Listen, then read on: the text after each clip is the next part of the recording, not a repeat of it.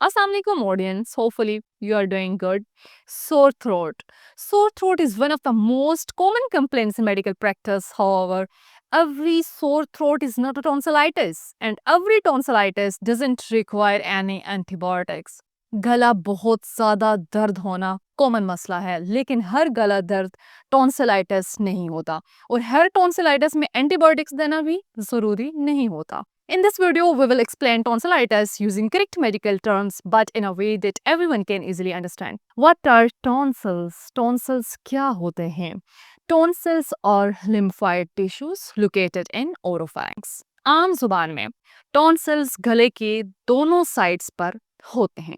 ये बॉडी के basically guards होते हैं जो जर्म्स को पहले ही पकड़कर रोकने की कोशिश करते हैं. इसलिए बच्चों में टॉन्सिल्स ज़्यादा एक्टिव होते हैं और इन्फेक्शन भी ज़्यादा होता है. What is basically tonsillitis? अगर मेडिकली देखें कि टॉन्सिलाइटिस क्या होता है, tonsillitis is inflammation of the tonsils. Simply अगर बात करें, जब आपके टॉन्सिल्स की स्वेलिंग हो जाए यानी कि सूज जाए, उनमें रेडनेस आ जाए, दर्द हो, पेन करें, तो इसे टॉन्सिलाइटिस कहते हैं. अब हम देखेंगे कि इसके बेसिकली क्या कॉजेस हो सकते हैं. वायरसेस की वजह से भी हो सकता है, बैक्टीरियाज की वजह से भी होता है, लेकिन वायरसेस की वजह से ज़्यादा केसेस में वायरसेस की वजह से होता है और कुछ कम केसेस में बैक्टीरियल सामने आते हैं. हर टॉन्सिलाइटिस डेंजरस नहीं होता. तो सिम्टम्स अगर हम देखें कि क्या जब टॉन्सिलाइटिस होगा पेशेंट को, तो क्या हमारे सामने उसकी अलामात आएंगी.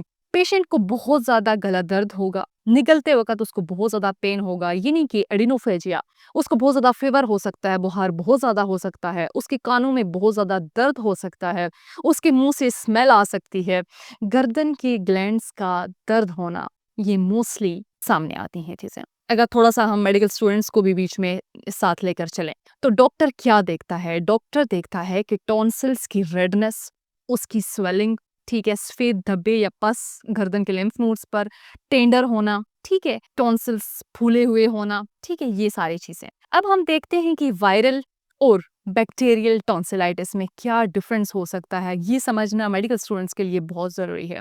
जो वायरल टॉन्सिलाइटिस होगा उसके हमें क्या सिम्टम्स सामने आ सकते हैं. ज्यादा कॉमन सर्दी, खांसी, नाक बहना, ये साथ होता है जो वायरल टॉन्सिलाइटिस होता है. बुखार हल्का होता है, एंटीबायोटिक्स की जरूरत नहीं होती. बैक्टीरियल टॉन्सिलाइटिस में स्ट्रेप थ्रोट, अचानक तेज बुखार हो जाएगा, गला बहुत ज्यादा दर्द होना, उसके साथ खांसी नहीं होती, टॉन्सिल्स पर सफेद पस. ये सारा इसका सिम्टम्स हैं. ट्रीटमेंट की अगर हम बात करें तो वायरल टॉन्सिलाइटिस का इलाज एंटीबायोटिक्स नहीं है. आपने क्या करना है, गर्म पानी में नमक के गार्गल्स, बुखार में दर्द की आप एंटीबायोटिक ले सकते हैं कोई, ठीक है, पैनाडोल वगैरह यूज़ कर सकते हैं, ज़्यादा पानी पीना और इसके अलावा रेस्ट कर सकते हैं. बैक्टीरियल टॉन्सिलाइटिस में आप डॉक्टर के मशवरे के अकॉर्डिंग जो भी आप एंटीबायोटिक वगैरह यूज़ करेंगे, पेंसिलिन, एमॉक्सिलिन वगैरह जो भी होगा वो आप यूज़ करेंगे. एलर्जी हो तो इसका ऑल्टरनेट आप देख लीजिएगा, लेकिन डॉक्टर के मशवरे के अकॉर्डिंग हर गले के दर्द पर एंटीबायोटिक लेना ज़रूरी नहीं, क्योंकि ये आपकी किडनी पर नेगेटिव इम्पैक्ट डाल सकता है. इन्फेक्शन का यानी कि साल में अगर 5 से 6 दफ़ा इन्फेक्शन होता है, टॉन्सिल्स हमेशा बड़े रहते हैं और नींद में स्नोरिंग का होना, सांस का रुकना, तो डॉक्टर मोस्टली आपको टॉन्सिलेक्टमी का मशवरा दे सकते हैं. ठीक है, तो जब अगर टॉन्सिल्स बहुत टाइम तक रहते हैं और इसका प्रॉपरली ट्रीटमेंट नहीं होता, तो आपको रिमेटिक फीवर या फिर आपके गुर्दे का मसला बन सकता है. ठीक है, तो इसलिए प्रॉपरली डायग्नोसिस ज़रूरी है. टॉन्सिलाइटिस कॉमन है लेकिन हर केस में सेम नहीं होता, इसलिए you should go for the doctors. पहले डायग्नोसिस कंफर्म हो जाए, उसके बाद एंटीबायोटिक्स लें, उसके बाद ट्रीटमेंट स्टार्ट करें. Thank you.